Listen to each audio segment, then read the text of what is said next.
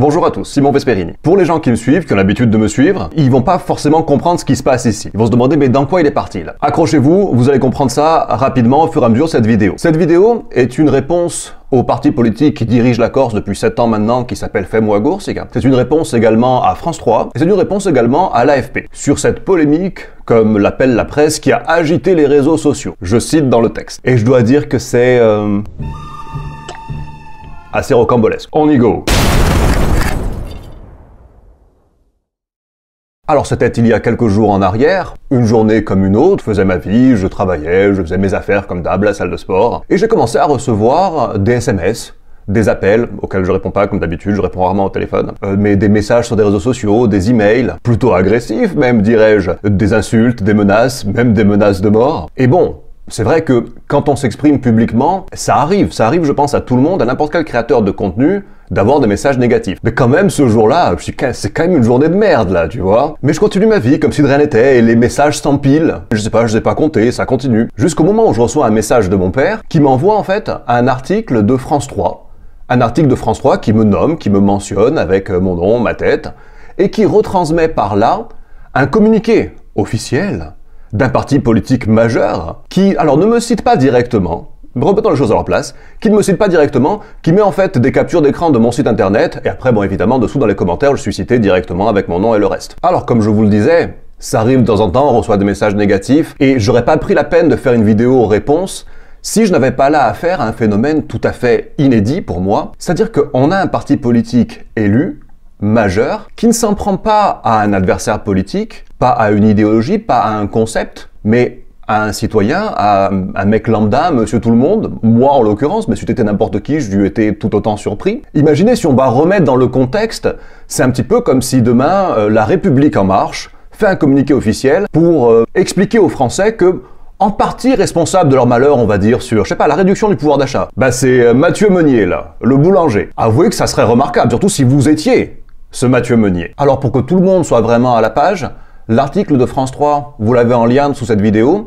Le communiqué lui-même, bah, je vais vous le lire parce qu'il est assez bref, expéditif même, je dirais. Fais-moi Goursiga a pris connaissance ce matin de ce merveilleux programme complet pour réussir son installation en Corse. Donc, je vais y venir tout à l'heure à qu'est-ce qu'est ce programme, qui remonte d'ailleurs à des années en arrière et qui me rendrait complice ou en partie responsable de la spéculation foncière immobilière qui conduit à déposséder des milliers de Corses de leurs terres ou les empêche d'accéder à un logement décent. Rien que ça. L'ennemi du peuple, en somme. Juste un petit peu dessous dans les commentaires, eh ben, on a mon nom, ma tête, lien vers mon site internet, tout va bien, tout est là. Mon site internet, la page de vente en question. Bon, faut savoir que c'est pas moi qui rédige mes pages de vente, hein. C'est un professionnel, un copywriter qui le fait. Mais ça ne change pas la donne. Cette page de vente a été arrangée par France 3, qui récupère une phrase à droite à gauche, qui les colle tout ensemble, pour donner un sens plus marquant. L'article mentionne également que le journal, le média a tenté de me contacter et que je n'ai pas donné suite. C'est assez amusant aussi, puisque l'article paraît à 18h33 et que le message, la demande d'interview ou de renseignement, en tout cas de madame Audrey Altimare qui a rédigé ce brûlot, me parvient à 18h48. À noter également que j'ai répondu à cette demande, lui disant de me faire parvenir ses questions, et que je n'ai jamais eu de suite à cela. Mais vu que chacun m'a accordé une importance que sincèrement je ne pensais pas avoir, je ne pensais pas être aussi influent, hein, bien écoutez, je vais prendre la peine de répondre à chacun, et je vais commencer par répondre au parti Fais-moi Goursiga, vu qu'ils sont les premiers à me mentionner. Je n'ai pas l'intention évidemment de rentrer dans un débat, c'est pas mon boulot, mais vous saurez qui je suis, quel est ce programme, pourquoi je l'ai fait, à quoi il sert, enfin, vous aurez les informations. J'espère que vous aviez des questions. En tout cas, si vous en aviez, ben, vous aurez les réponses, et puis après, ma foi, ben, vous en ferez ce que vous voulez. Alors, brièvement, je m'appelle Simon Vesperini, ça vous le savez déjà, je suis né à Bastia, j'ai grandi en partie à Lupin, quartier populaire bien connu des locaux, en partie aussi avec mes grands-parents au village, Taïzoulac. Dans mon enfance, mon adolescence en Corse, j'étais ce qu'on appelait en tout cas à l'époque un militant culturel. Je chantais, je jouais de la guitare dans des groupes corses. Moi qui ne suis pas politisé, qui ne l'ai jamais été, j'ai pourtant été élevé comme ça. J'ai même été afficheur pour Goursiga Nazione, là aussi pour ceux qui s'en souviennent. Mais j'étais un petit adolescent à l'époque. Il faut savoir que c'était les années 90 à Bastia, l'ambiance était quand même assez dégradée. Pour vous dire à l'époque, les choses ont changé, je l'espère en tout cas. Au collège où j'étais, les gens se moquaient de moi parce que je chantais en Corse avec ma vieille guitare, là, et que je parlais corse, une langue de berger du village. Par la suite, je suis parti à l'étranger, j'ai fait mes études à l'étranger, j'ai fait ma vie à l'étranger, mais j'ai toujours gardé une attache en Corse, je suis toujours revenu régulièrement. D'ailleurs, je pense que des gens me connaissent pour mon activité dans l'immobilier en Corse que j'ai eue pendant, je pense, une dizaine d'années. J'étais agent immobilier dans un premier temps, puis après directeur d'une agence immobilière. Je ne vivais pas en Corse à plein temps, mais je faisais des allers-retours et je gérais mes affaires comme ça. Mon agence immobilière était spécialisée dans la commercialisation de biens qu'on appelait d'exception, c'est-à-dire, moi j'avais cette passion des vieilles pierres, vous savez, et surtout les vieilles pierres dans le Cap Corse. Donc c'était des biens qui souvent étaient en mauvais état, à moitié en ruine. C'était des maisons de maîtres, c'était les Gazadi la Mérigane, c'était des couvents, des choses qui étaient délaissées. Et d'ailleurs, je le déplorais, je le déplore encore, puisque ça fait partie bien des richesses de la Corse, hein, c'est un patrimoine historique. Mais comme ça n'avait pas de valeur spéculative, que ça coûtait cher à l'achat, mais surtout ça coûtait cher à la rénovation et à l'entretien, peu de gens s'y intéressaient. J'ai eu parmi mes clients des locaux, mais j'ai eu aussi évidemment des gens qui venaient de l'extérieur, qui étaient des passionnés comme moi de vieilles pierres, et qui allaient là-dedans à fond perdu, mais parce que c'était pour eux une satisfaction, et ça l'était pour moi aussi, de voir ces biens qui menaçaient de s'effondrer, reprendre vie, revenir, c'est notre patrimoine. Et puis les gens un jour les revendront, mais le patrimoine de la Corse, il restera en Corse. C'est une activité que j'ai cessée par la suite, parce que moralement, quand les choses ont commencé à empirer, et ça fait pas très longtemps que les choses sont vraiment parties en sucette. Je veux dire, il y a quelques années en arrière, j'entendais des communiqués, les prix ont doublé et triplé en Corse, et sincèrement, je le constatais pas. Par contre, à compter de 2018, 2019, et ensuite ça s'est accéléré avec la crise du Covid, oui, là on a eu une explosion des prix. Et moi j'ai arrêté. Est-ce que tout le monde peut en dire autant? Je suis pas sûr, mais je ne pointe mon doigt vers personne, moi. Alors de ce fait, bien sûr, la problématique que votre communiqué soulève, je l'ai bien connue, je l'ai touché du doigt au quotidien, puisque c'était mon boulot, hein, j'étais vraiment dedans. Il est à noter, et j'aimerais le porter à votre attention, que je ne suis plus agent immobilier en Corse. Et j'en parlais la semaine dernière avec mon banquier à Bastia. Sincèrement, je suis soulagé, c'est un choix que j'ai fait sciemment, parce que moralement, ça commençait à me poser un problème, cette hausse incontrôlée et d'une façon incontrôlable des prix de l'immobilier en Corse. Il y a une situation qui n'est pas exceptionnelle à la Corse. L'inflation aujourd'hui, elle est mondiale, on en parle dans le monde entier. Mais si on se penche sur le cas de la Corse, eh bien ça a des répercussions, je dirais, plus graves. Je ne pense pas qu'à Nice, à Paris, à Bruxelles, à Stockholm, je ne pense pas que les jeunes puissent accéder facilement au logement ou même y accéder tout court. Mais on va se contenter de se concentrer sur ce qui nous concerne. Effectivement, la situation en Corse, elle est inquiétante. Pour en venir à mon merveilleux programme, objet du délit que vous mentionniez vous-même, il était fait à l'intention des clients de mon agence immobilière. Ça remonte à des années en arrière, hein. Et puis, quand j'ai cessé mes activités, eh bien, il est resté en ligne. Qu'est-ce que c'est que ce programme? Contrairement à ce que vous voudriez faire croire, parce que je pense que vous avez un angle de communication là-dessus qui vous intéressait, hein, mais contrairement à ce que vous voudriez faire croire, ce n'est pas le manuel de la spéculation, le manuel de la colonisation, le manuel du grand remplacement du peuple corse, pour prendre un terme à la mode, mais c'est un manuel qui est dédié à l'intégration. D'ailleurs, qu'est-ce que j'ai écrit? S'y intégrer avec succès et vivre sa meilleure vie. S'y intégrer avec succès, c'est une condition sine qua non de la démarche. D'ailleurs, si on regarde dans le détail les chapitres de ce programme, eh bien on y présente la Corse au-delà des clichés pour touristes. On parle de l'histoire, il y a un gros volet sur l'histoire, il y a un volet sur le climat, il y a une volet sur la démographie de l'île, sur son économie, sur son développement économique, sur la situation de l'emploi en Corse. Il y a un chapitre qui présente les différentes micro-régions de la Corse. Et il y a toute la partie intégration qui aborde les us et coutumes, les traditions, le mode de vie des Corses, comment en fait, vis-à-vis d'un arrivant, les gens s'attendent à ce que la personne se comporte. Il y a tout un volet sur la langue. Et d'ailleurs, je disais dans ce programme, bon ça remonte, mais je crois que je disais que le raccourci ultime pour une intégration réussie au sein du peuple corse, c'était d'apprendre la langue, d'apprendre le corse. Et ma foi, vous me donnerez difficilement tort. D'ailleurs, pour parler d'intégration, bien j'ai l'impression que Afem-Ouagour, si vous-même vous y croyez, puisque je me souviens d'une déclaration de M. Simeone il y a quelques années en arrière, cité de l'empereur à Ajaccio, aux côtés de femmes voilées, leur expliquant qu'elles sont aussi corses que nous, enfin peut-être que vous, je sais pas si j'étais inclus à l'époque là-dedans. Mais c'est bien un exemple qu'on croit en l'intégration. Eh bien écoutez, moi aussi j'y crois. Et puis je mets à la disposition des gens, des outils pour le faire. Par ailleurs, si j'en juge par les emails, les menaces de mort éventuellement que je reçois de la part de certains de vos militants, si je regarde leur nom de famille, Ezogazade, Monsieur le... Monsieur pour en citer que 3 en passant, ben écoutez, il semblerait que dans certains cas, l'intégration soit réussie. En coup de roue, dirais-je.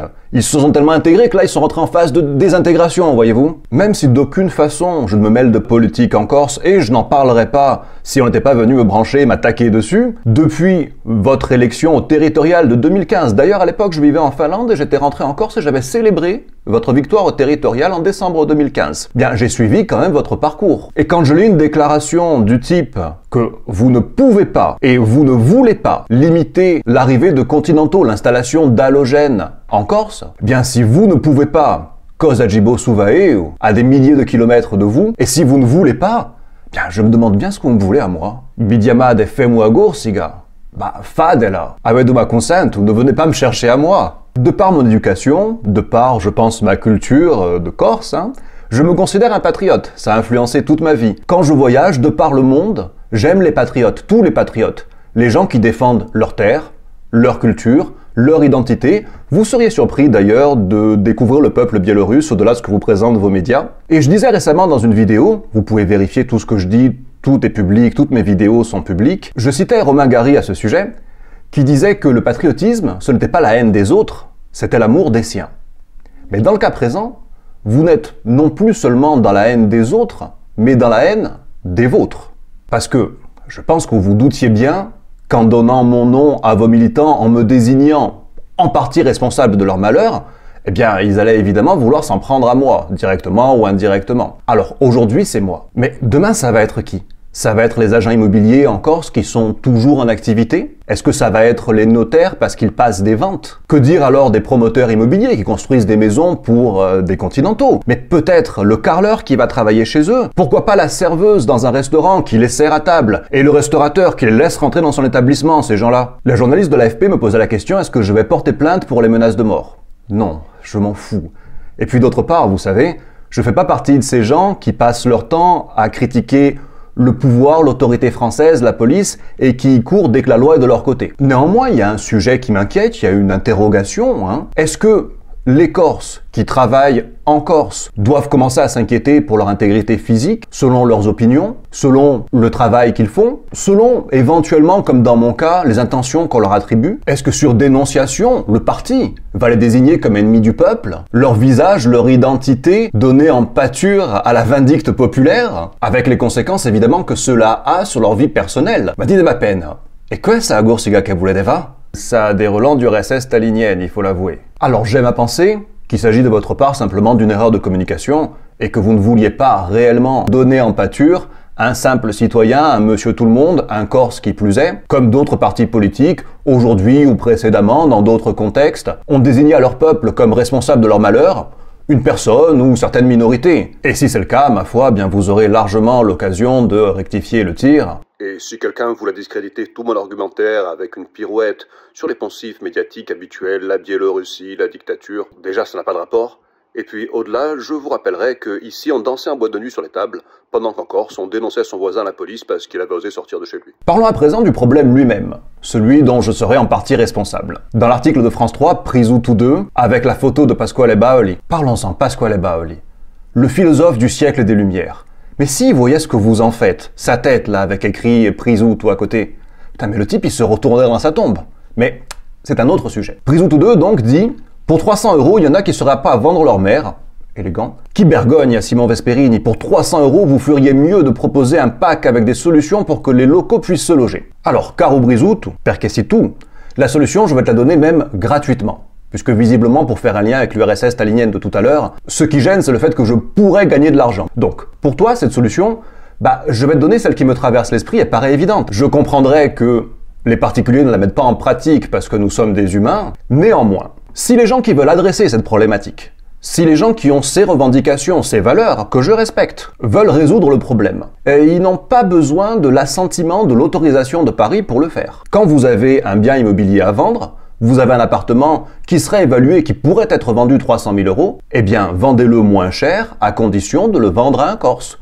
Vous dites, moi, si c'est pour vendre à un Corse, eh bien, je le vends moins cher. À ce moment-là, Bien, vous permettez aux Corses de se loger, d'accéder au logement, y compris les jeunes aussi dans certains cas. Au-delà, si on comprend les mécanismes du marché, si grand nombre d'entre vous se met à vendre moins cher, évidemment, vous allez tirer tous les prix à la baisse, puisque les gens qui vendent plus cher, bien, ils n'arriveront plus à vendre. Je ne veux là culpabiliser personne, mais vous me demandez une solution, elle n'est peut-être pas un miracle, mais elle existe et elle fonctionnerait. D'ailleurs, vous savez, pendant mes années d'agent immobilier, j'ai souvent entendu des propriétaires corses me dire: de préférence, vous savez, monsieur Vesperini, je préférais vendre à un Corse plutôt qu'à un étranger. Par contre, je n'en ai jamais vu un seul qui était prêt à baisser le prix pour ce faire. Ils ont vendu au plus offrant, et peu importe l'origine de la personne qui achetait. Et je ne les pointe pas du doigt. Mais à un moment, je pense qu'il faut être raccord avec son discours.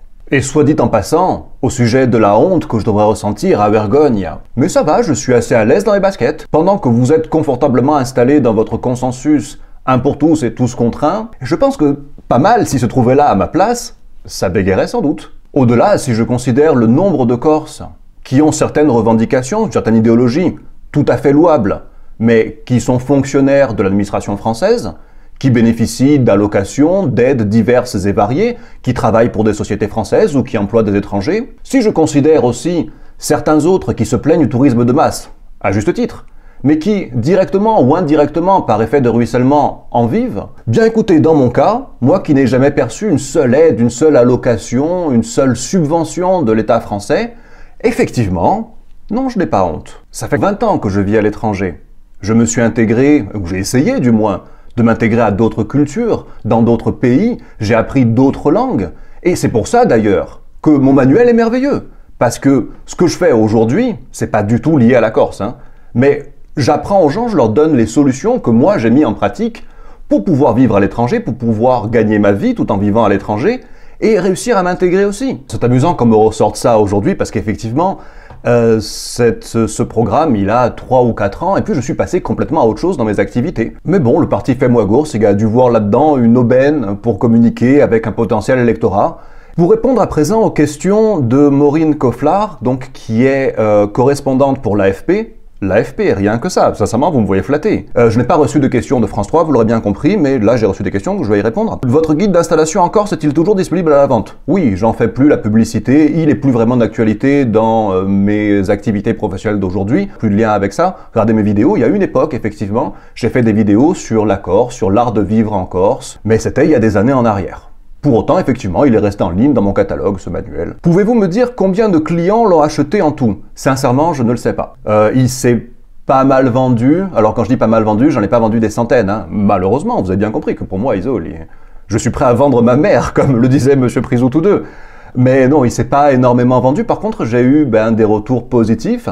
D'ailleurs, les retours, ils sont publics aussi, ils sont sur la page de vente. J'aurais aimé, et non pas simplement pour des questions financières, mais j'aurais aimé que plus de gens l'achètent, parce que ça aurait montré plus d'intérêt, non pas juste pour acheter un truc en Corse et en faire je ne sais pas trop quoi, mais un désir réellement de s'intégrer au peuple corse. Je le déplore, mais j'ai pas eu tant de demandes que ça par la suite, j'ai pas fait beaucoup de marketing non plus. Merci à Fais-moi Gourse, il a de s'en occuper pour moi. Je suis désolé de lire que vous êtes la cible de menaces, comptez-vous déposer plainte? Non, j'ai répondu tout à l'heure, je m'en fiche. Sincèrement, je m'en fiche. D'ailleurs, il y a mes contacts privés en lien sous cette vidéo. Pour les gens qui veulent me suivre, qui veulent communiquer avec moi, bien ils peuvent rejoindre mes contacts privés gratuitement, attention. Et puis les gens qui veulent m'adresser de nouvelles menaces de mort, bien qu'ils en profitent aussi.